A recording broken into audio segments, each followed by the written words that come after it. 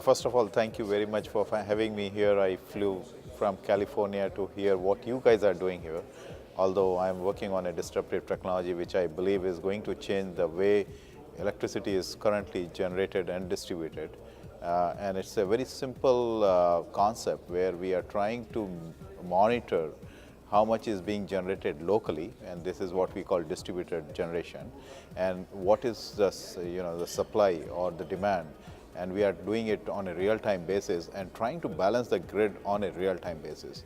So what it means is it is not only going to increase the reliability locally because you are now no more working on a larger grid, you are working at a very local grid, so the customers are empowered here.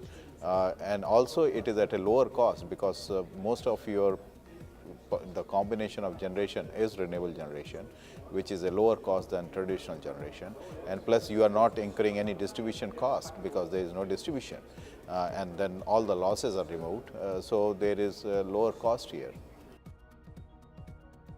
So there is a story behind it and on why I selected this. So when I moved from India to take my master's program in Canada, it was 8th of August 2002, and there was a glitch in the grid and there was no electricity in our neighborhood for almost 7 days. And in Canada, I don't know about UK, but in Canada, most of the cooking is done in electrical ovens and electrical gas.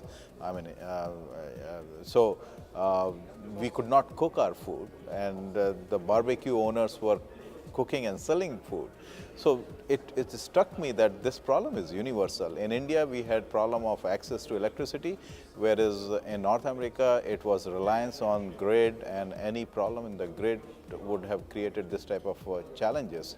And same thing happened when the storm Sandy struck East Coast. Even the New York Stock Exchange went down for the first time in the history.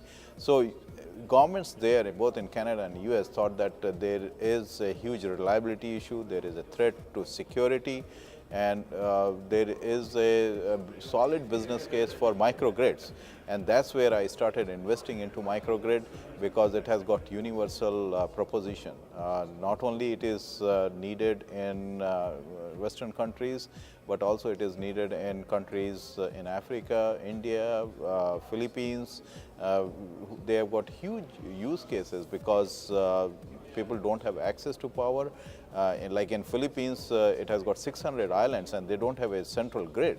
So what islands would do? They would generate electricity on diesel. So why not have a combination of renewable generation, traditional generation, storage, and also do the energy management and create a microgrid as a service platform? And that's my business model all about. One fundamental basic principle which I follow is not to copy the traditional players. So if I start copying what utilities are doing, I'll become as heavy they are.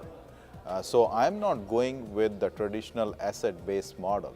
I'm going with a very sleek analytics layer which will help improve the return on investment on asset. So it will reduce the capital investment because the whole efficiencies will go up and whole cost will go down.